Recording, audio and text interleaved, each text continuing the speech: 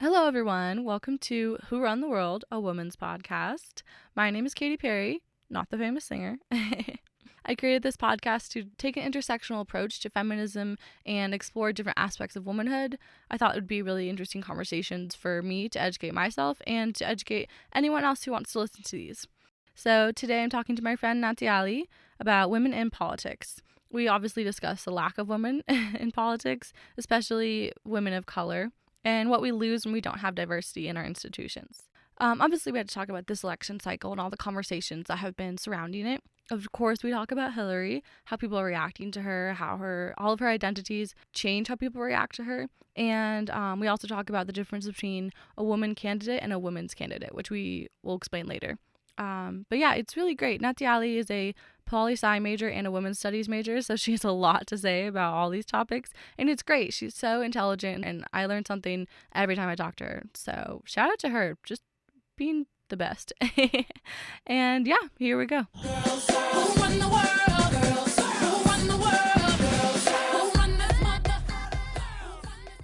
Hi everyone. Today we're talking to Natyely, and so today we're talking about women in politics and how it's a very interesting time for that because of the presidential elections going on and how that's playing out. So, Natyely, if you want to introduce yourself. Hello, I'm Natyely. I am a student here at CSU. I'm a second year. I'm also majoring in political science and women's studies.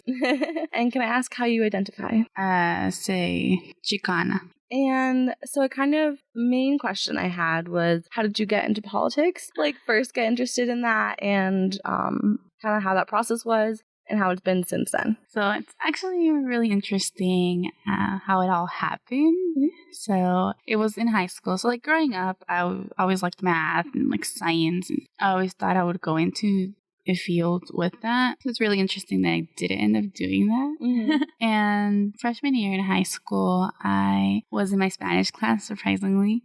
And my professor asked, like, what were the three branches of government? And I remember being clueless. And I was like, how could I not know this? And so I was really angry at myself for not knowing. And so I learned them. And I started learning more about politics. And like, I've never forgotten three branches since. And so I've just learned throughout time. And even then, I still didn't know I wanted to go into political science. It wasn't until I started taking more history. And then I took civics. And then I took government in the United States. So like, it just continued to build into the point where I knew that's what I wanted to go into. And I just remember knowing, like, I didn't really like the way things were. Mm-hmm. And I didn't want to be like most people that just complain and don't do anything. And I was like, that's not going to be me. Like, if I'm really mad about the issues, if I really want to make a change, then I need to be informed. And so that's a lot of how it happened. But it started with just not knowing the branches of government. Yeah. And then it led to like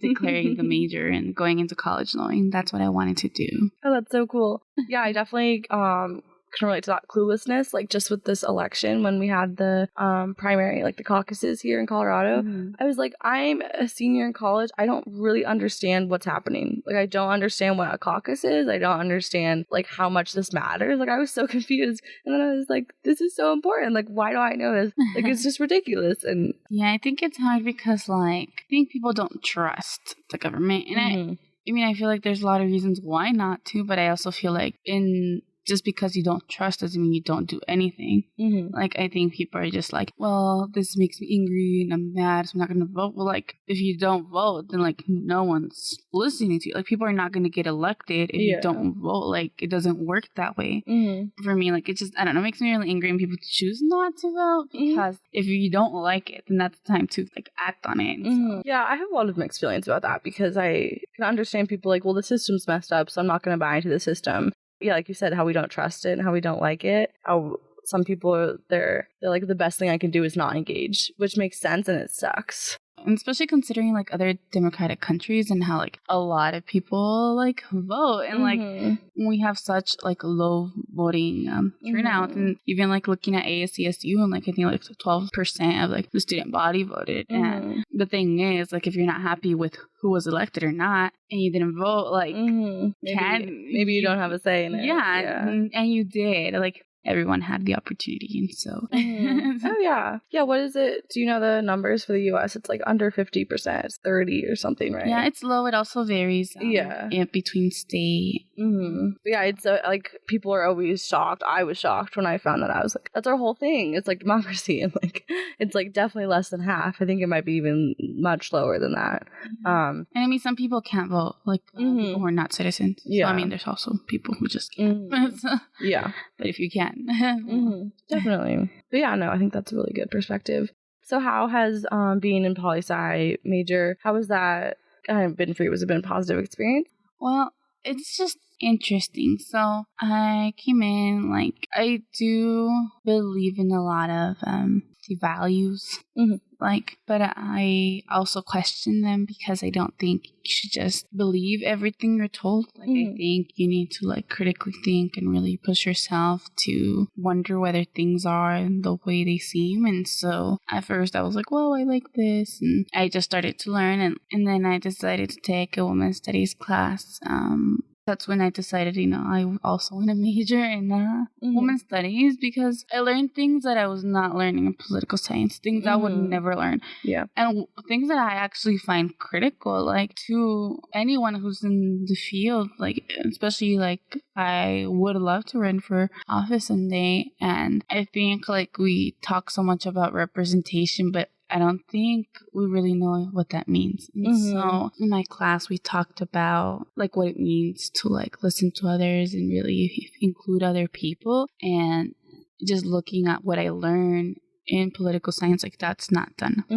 And so I personally don't like how we talk about representation, democracy, and, like, the system, but then how are people learning that ever going to learn what it means to, like, just include others? And so when we learn about, like, theory, or when we learn about, like, how a system is set, like, it's only, like, white men, maybe some white women, and it's like, well, am I really getting a holistic view about what politics is? Because I don't think politics should just be that. Like, I remember in my Spanish class, we learned about Simón Bolivar and, like, their Bolivia, and they were awesome. Like, I learned so much about them, and there were a lot of things that overlapped with the values here, but like I didn't learn that in my political science classes. And it's like, if I'm going to be learning about politics, then why am I not learning that side? Why am I only learning one? Because it's not American politics, like, that's not my concentration. It's political science in general, like politics. So why is it that I don't know this? And so I remember being really mad, and I'm still really mad, because how is my major or my degree valid if I'm only getting one perspective? Like, it almost seems like, why should I even, like, pursue this? And so that's why I decided to also major in women's studies. And I remember talking to one of the professors, one who I'm really close with, and I was like, I don't like that. I don't like this. And she's like, well, that happens a lot once you, like, get higher, like, get into other, like, your master's and your PhD. And I don't understand why I have to wait to think critically. I understand, like, maybe there's not enough demand, but I just feel like that's an excuse. Like, if you put it out there and people know, then I think there's more likely for people to learn about other politics, learn about other things, and I don't see why we should wait. That doesn't make sense to me. Yeah. So I'm not happy, and I won't be, and I will graduate being unhappy. But I'm going to try my best to, like, involve myself in classes that allow me to get many perspectives. And, like, there is, like, comparative politics, but even then, it's a very American perspective. Oh, yeah. And so that's not the only thing I want to learn. I don't want to be put into, like, a little box of all that I know. And especially if I do hope to interact with other countries, or, like, interact with other people from other cultures, like, it's not going to look the same. And that sucks. It's so annoying. And I think that's pretty common in a lot of majors, like in business or even in journalism, that's kind of the norm. And then you have to kind of ask for it to be expanded into other perspectives. And that's just really harmful. And especially with politics, like, well, then why are we surprised that it's a bunch of white guys in charge? Like, well, this is what we're teaching, our poli-sci majors and stuff. Yeah, and even looking, like, in the Senate, like, there's only been two women of color, and it's and that's an issue. And there's also, like, very little women in general. To think about, like, the women of color in politics, and how is there supposed to be, like, equal representation? Is that something that's talked about? How is it supposed to be happening if there's people who don't even identify that way and are trying to make decisions for people who do? And even then, like, I know there's so many identities that like not every single one will be covered, but it's completely unacceptable for it not to. And I think there's a lot of issues on why that's the case. But if everyone worked to make a difference, if everyone collectively thought this is important enough to make a change, then there would be change. To say like that's just the way things are, well, that's not the way things have to be, and it's just a way to say like I don't care and like it's not my issue, and it's so easy to do that, and I don't think that's okay. And I think I don't really feel comfortable a lot of times when I'm in settings with a lot of people like in politics, so I have to push myself to say, well, this is important enough for me to be uncomfortable. Even if that doesn't make me feel great, like I still have to do it because it's not about me. And so for the governor's inauguration, I was given the opportunity to talk at their inauguration breakfast, and it was great. I really like giving speeches, but then I was invited to dinner, and I remember just feeling uncomfortable, and it was like, is this what I want to do? And for a little while I was like, I don't want to run, I never want to do this, when like that's all I ever wanted to do. And like got to help out at a campaign and like got to be involved in various ways. It was like really what I wanted to do. And the moment that I didn't want to, like I was like, what's wrong with me? And the truth is there's nothing wrong with me. Like I had the knowledge. I like what I'm learning. I think it's beautiful for everyone to have a voice and for people to participate. Like I think that there's a lot of value in that, but being in a space where I feel like I don't belong, like that's not, I don't think anyone wants to feel like they don't belong. So I had to evaluate why I felt that way. And a lot of it was because like I'm not included. Women of color are not included in politics. I mean, it's very limiting. And to say there's one, like, where is she? Because she's not here and I don't get to see that. And how am I supposed to feel comfortable in a place where there's no one like me or even similar? And like, of course, like I have a lot of intersectionality. So like I do, like there are things that I do identify with, or like people who I do identify in some way or another. But there hasn't been another Chicana in the Senate. Like, I mean, you have to be the first one. And being the first one is scary. But I have to do it because people matter enough for me to like have to go and do that. And yeah, well, shout out to you. That's amazing. Like that's really putting a lot on yourself, and I think that's so cool. And like doing the work that needs to be done, and then it sucks that it has to be like kind of a sacrifice, you know, but it's so impressive, and I think that's so admirable. Oh, thanks. But yeah, I would imagine like even once there are like a few women of color or a few women in general or like whatever, then it's they're kind of tokenized, and they're kind of like, well, we did it, we included them, so problem solved. And you know, and I know in the midterms 2 years ago, was it the Senate, they had 10 women in the Senate, or it was Congress, and it was like we reached double digits and everyone was celebrating, and all the women were like, 10 is not enough. Like, shut up, do not celebrate this, you know. And it's kind of these minor victories that are obviously going in the right direction. I don't want to put them down, but yeah, it's just frustrating to see like, oh, okay, we got a couple, good, check that off the list. Like, no, like, or you got one. Yeah, it's like, what else do you want? Well, not one. Yeah, certainly not one. Yeah, so that makes me pretty mad. Yeah. But yeah, so I was wondering, I'm assuming you've thought a bit about this, but like, what do we lose when we don't have diversity in politics, especially like women? And what do you think like we can gain from having like that diversity eventually? I think in not having them, we lose perspectives. And that's something that growing up was really important in my life, like learning other perspectives. And like there's some perspectives that I'm completely against, but I push myself out of my comfort zone to understand why people feel that way or why they think that way. So I think perspectives are really important because we are all limited by who we are, what we lived, and our experiences. Like all those things give us some perspectives, and like if we don't live or like go through other things, it might be that we don't really know what that's like. And like I still think it's important to like learn about other people and not use other people. I think it's like genuinely caring about people enough to know more about them. Like I don't think it's a hard thing, not if you care. And I think that if we don't have more diversity, not just ethnic diversity. Like when I talk about diversity, it's about so many kinds, and I think anyone can understand that. But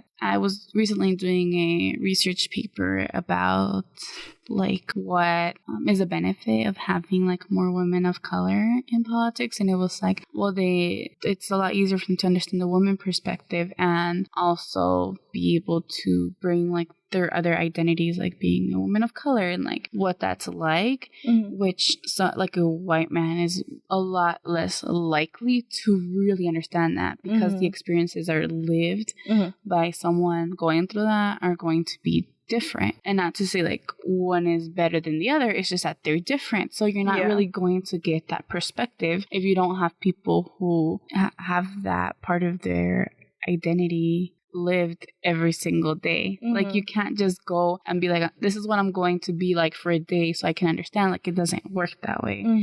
So, but yeah, in my class we just talked a lot about like identity and how like it doesn't mean that like you can't understand, but it's just not the same. Definitely. Yeah, and I feel like if you're part of a marginalized community, you have these identities, you're much more likely to relate to other people in marginalized identities, even if they're different than your own. So I kind of feel like you kind of have to get over that first step and then like make that leap. And then once you made the leap, then you can kind of say like, oh, well, I experience this as a woman every day. So I can imagine there's some similarities in, you know, being part of the queer community, being a person of color, like these kind of things. Like you kind of have a little bit of comparison, and like you can pull from your own experience and relate in that way. Well, I think like it's just understanding that there's not like a ranking of oppression. Like there is no such thing as like I'm more oppressed than you. It's like understanding that everyone deals with something and like it's all an issue. It's not like, and it's not just one person's issue, it's everyone's issue. Like I think people are like, well, you know, I don't have to worry about that because it's not about me.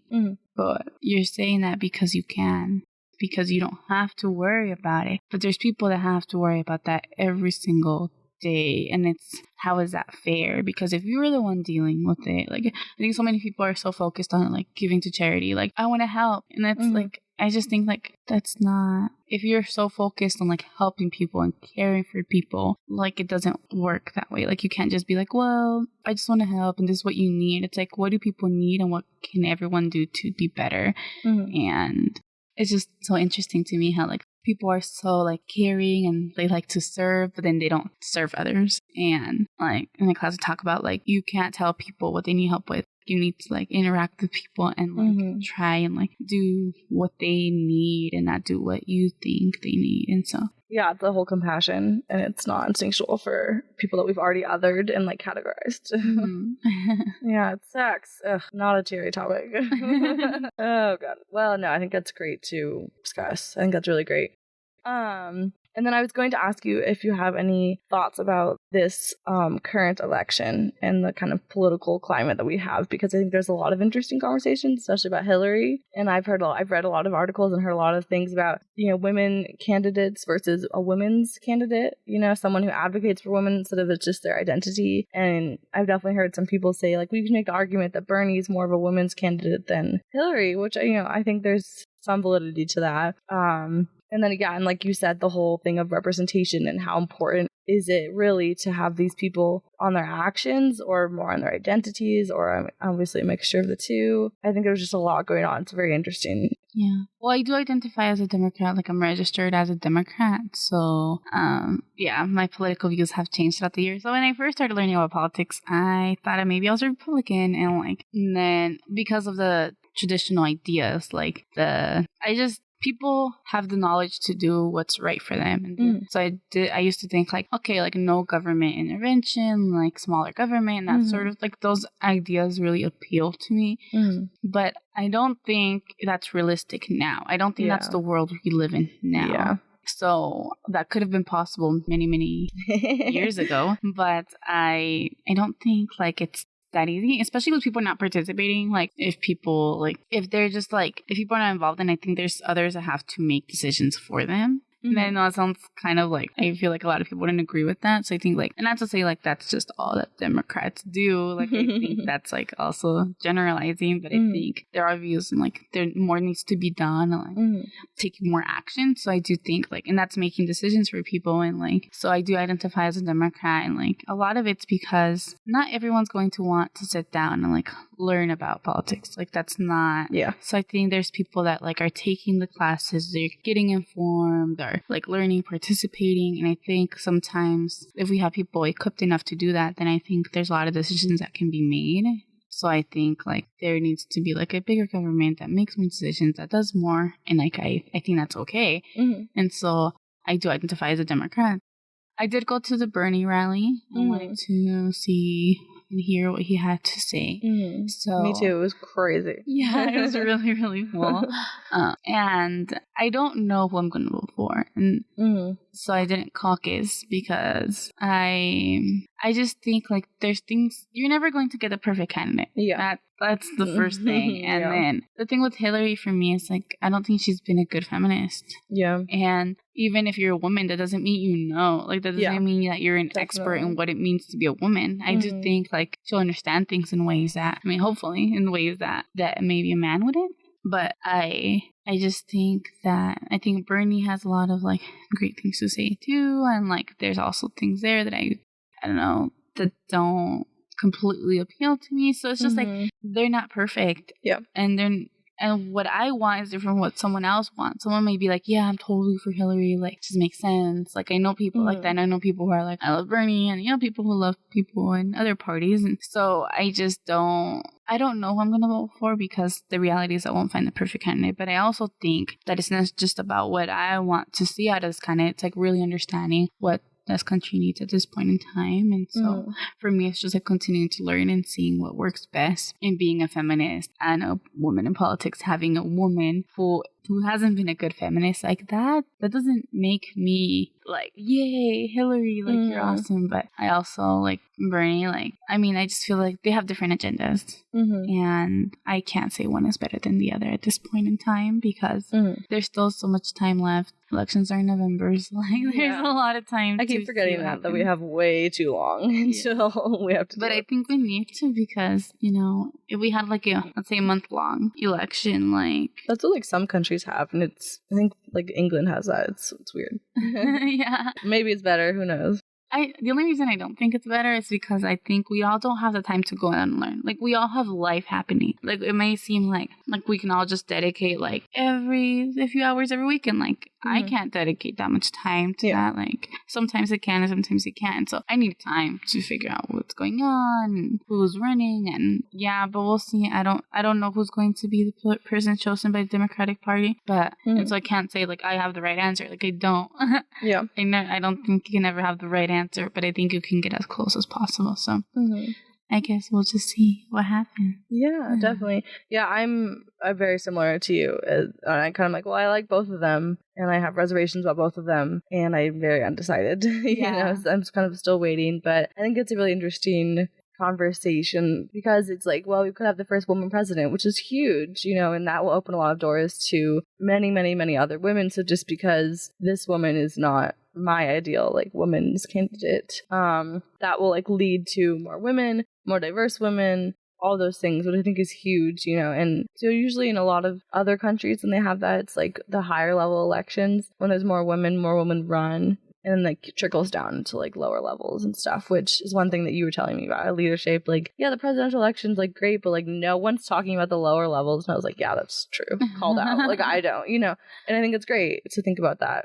Like you said, there's like hardly any women of color in the Senate, Congress. But yeah, I think it's interesting with Hillary and how kind of what she represents and what that means, and if we want to like take that step. Yeah, but I also think she's the most qualified. Like, she's done so much. And she's like overqualified. And I have to question like is that who you want? Like, we want someone who has done so much. And am I judging her or am I questioning her more because she's a woman? Like, that's something that I have to check myself on. Absolutely. And so it's like being fair. And that's why I think it takes time, because I can see myself being more critical because she's a woman and I expect her to do more. But like, maybe I don't expect the same from a man. Yeah. And so it's just like being very honest with myself and saying like, you are not being fair. So I definitely have that. I'm like, she's so annoying. Like, she's so fake. And then I'm like, Katie, every politician is like that. You are just judging her more. Like, honestly, like, I just call myself out on it, and it's stupid, but it's true. So, yeah, I'm definitely with you there. And then I always feel kind of shitty about myself. Like, you're like, oh. I think this is me and everyone else in the world doing this shit. So what are you gonna do? Yeah, and it's interesting with trying to think of, like, keep intersectionality in mind, and with race and class and, so many other identities. It's just interesting to see, like, they're kind of only being talked about when it's convenient and when they're being pandered to and stuff like that. So I don't know, I think that's annoying, but I think there has been a lot of good discussions, better than most elections, I guess, but still annoying. And I think people should enter into discussion, like, even if you disagree. It doesn't mean you're gonna shout at someone or say, like, you're wrong, even if you've made me think so, because I think about it all the time. But that doesn't mean, like, I have to push my views on people, and, like, I realize sometimes I do, which I have to, like, check myself, because I'm like, just because you think this doesn't mean, like, everyone has to think this. But I think, like, enter into those conversations that make you uncomfortable. Like, do it because you will learn something that you didn't know. And, like, I identify as a Republican, as a Democrat. Most of my friends do, but it doesn't mean I'm not going to enter into discussion with a Republican or someone who doesn't see themselves in any party, look moderate. And so I have to enter into conversations because I might not be seeing something because I am so liberal. And because I think, like, well, like, I don't like this. And it's like, well, maybe there's a side that I'm not seeing. And so I have to go in and have those conversations and be like, you are not right. You're not always right. You may think this way, and there's good reasonings for thinking this way, but you're not right. So, definitely, yeah. That's good for me to get a reminder once in a while. It's hard.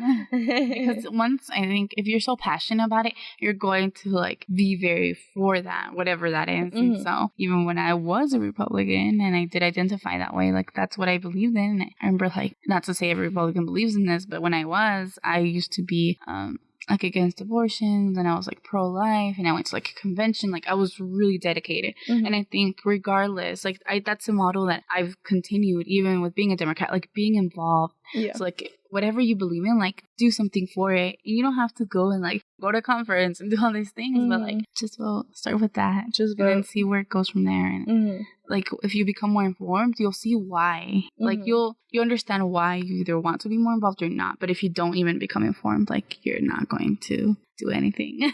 So. Yeah, that's fantastic. I'm kind of starting to conclude, I guess. Do you have any other things you wanted to add or any topics you wanted to touch on?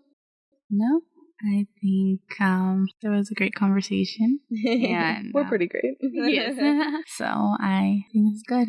Perfect. Well, thank you so much for being here. Thank you for inviting me. Bye, everyone.